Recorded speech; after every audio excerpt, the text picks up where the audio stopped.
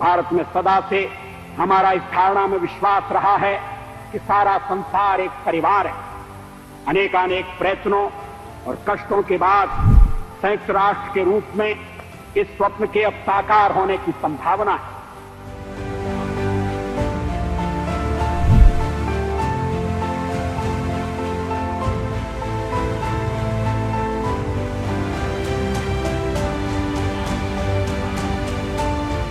मैं भारत की जनता की ओर से राष्ट्र संघ के लिए शुभकामनाओं का संदेश लाया हूं। महासभा के इस 32वें अधिवेशन के अवसर पर मैं राष्ट्र संघ में भारत की दृढ़ आस्था को पुनः व्यक्त करना चाहता हूं। जनता सरकार को शासन की बागडोर संभाले केवल 6 मास हुए, फिर भी इतने अल्प समय में हमारी उपलब्धियां उल्लेखनीय हैं। भारत में मूलभूत मानव अधिकार पुनः प्रतिष्ठित हो गए। जिस भय और आतंक के वातावरण ने हमारे लोगों को घेर लिया था वह दूर हो गया है। ऐसे संवैधानिक कदम उठाए जा रहे हैं जिनसे यह सुनिश्चित हो जाए कि लोकतंत्र और बुनियादी आजादी का अब फिर कभी हनन नहीं होगा। अध्यक्ष महोदय, वसुधैव कुटुंबकम की परिकल्पना बहुत पुरानी है। भारत में सदा से हमारा इस धारणा में विश्वास रहा है कि सारा संसार एक परिवार है।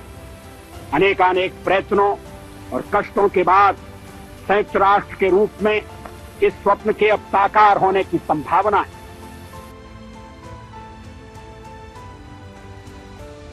यहां मैं राष्ट्रों की सत्ता और महत्ता के बारे में नहीं सोच रहा हूं।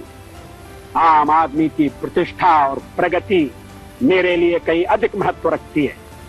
अंततः हमारी सफलताएं और असफलताएं केवल एक ही मापदंड से नापी जानी चाहिए कि क्या हम पूरे मानव समाज, वस्तुतः हर नर, नारी और बालक के लिए न्याय और गरिमा की आश्वस्ति देने में प्रयत्नशील हैं।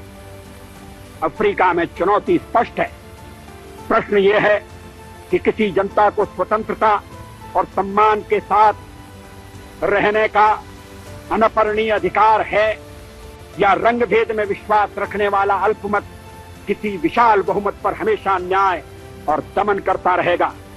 निस्संदेह रंग भेद के सभी रूपों का जड़ से उन्मूलन होना चाहिए। हाल में इजराइल ने वेस्ट बैंक और गाजा में नई बस्तियां बसाकर अधिकृत क्षेत्रों में जनसंख्या परिवर्तन करने का जो प्रयत्न किया है, संयुक्त राष्ट्र को उसे पूरी तरह स्वीकार और रद्द कर देना चाहिए। यदि इन समस्याओं का संतोषजनक और शीघ्र ही समाधान नहीं होता तो इसके दुष्परिणाम इस क्षेत्र के बाहर भी फैल सकते हैं। यह अति आवश्यक है कि जिनेवा सम्मेलन का शीघ्र ही पुनः आयोजन किया जाए और उसमें पीएलओ को प्रतिनिधित्व दिया जाए। अध्यक्ष महोदय, भारत सब देशों से मैत्री चाहता है और किसी पर प्रभुत्व स्थापित करना नहीं चाहता। भारत न तो आणविक शस्त्र शक्ति है और न बनना ही चाहता है। नई सरकार ने अपने असंदिग्ध शब्दों में इस बात की पुनर्घोषणा की है। हमारी कार्यसूची का एक सर्वस्पर्शी विषय जो आगामी अनेक वर्षों और दशकों में बना रहेगा वह है मानव का भविष्य। मैं भारत की ओर से इस महासभा को आश्वासन देना चाहता हूं कि हम एक विश्व के आदर्शों की प्राप्ति और मानव के कल्याण तथा उसके गौरव के लिए त्याग और बलिदान की बेला में कभी पीछे नहीं रहेंगे। जय जगत। धन्यवाद। सभापति जी, हम तो गरीबी से लड़ रहे हैं, लेकिन हमारा पड़ोसी देश पाकिस्तान हमसे लड़ रहा है।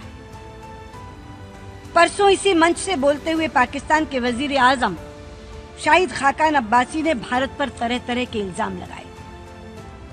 हमें स्टेट स्पॉन्सर्ड टेररिज्म फैलाने का गुनहगार भी बताया और मानवाधिकार उल्लंघन का आरोपी भी। जिस समय वो बोल रहे थे तो सुनने वाले कह रहे थे, लुक हु इज टॉकिंग। जो मुल्क हैवानियत की हदें पार करके सैकड़ों बेगुनाहों को मौत के घाट उतरवाता है, वो यहाँ खड़ा होकर हमें इंसानियत का सबक सिखा रहा था, हमें मानवाधिकार का पाठ पढ़ा रहा था। पाकिस्तान के वजीर आजम ने कहा कि मोहम्मद अली जिन्ना ने पाकिस्तान को शांति और दोस्ती की विदेश नीति विरासत में दी थी। मैं उन्हें याद दिलाना चाहूंगी कि मोहम्मद अली जिन्ना ने शांति और दोस्ती की नीति विरासत में दी या नहीं थी, ये तो इतिहास बहुत अच्छी तरह जानता है।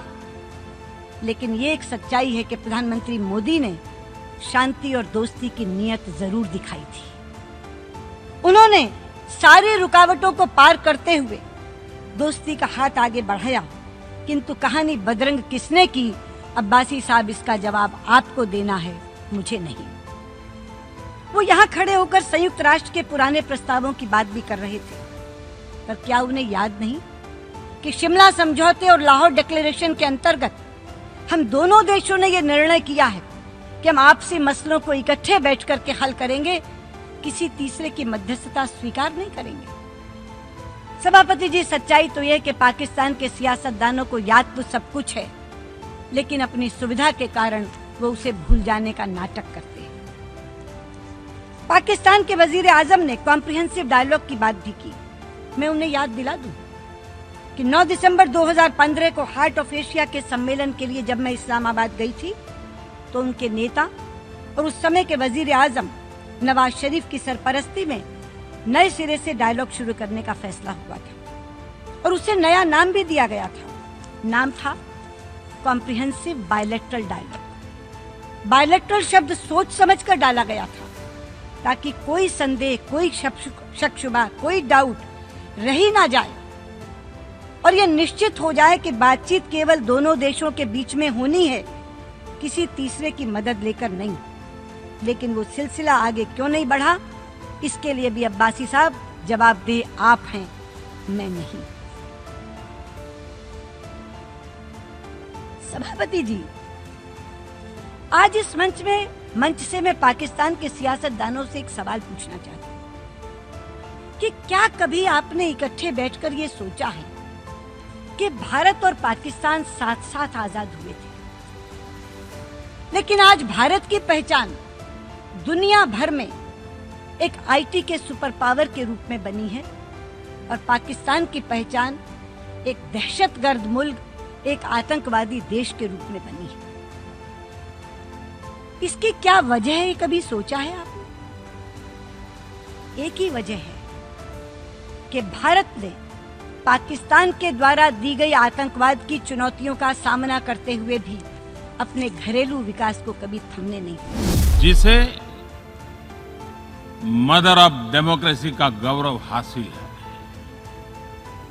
लोकतंत्र की हमारी हजारों वर्षों की महान परंपरा रही है। इस 15 अगस्त को भारत ने अपनी आजादी के 75वें साल में प्रवेश किया है। हमारी विविधता हमारे सशक्त लोकतंत्र की पहचान है। एक ऐसा देश जिसमें दर्जनों भाषाएं हैं, सैकड़ों बोलियां हैं, अलग अलग रहन सहन खान-पान है। ये वाइब्रेंट डेमोक्रेसी का बेहतरीन उदाहरण है। ये भारत के लोकतंत्र की ताकत है। एक छोटा बच्चा जो कभी एक रेलवे स्टेशन के टी स्टॉल पर अपने पिता की मदद करता था, वो आज चौथी बार भारत के प्रधानमंत्री के तौर पर यूएनजीए को संबोधित कर रहा है।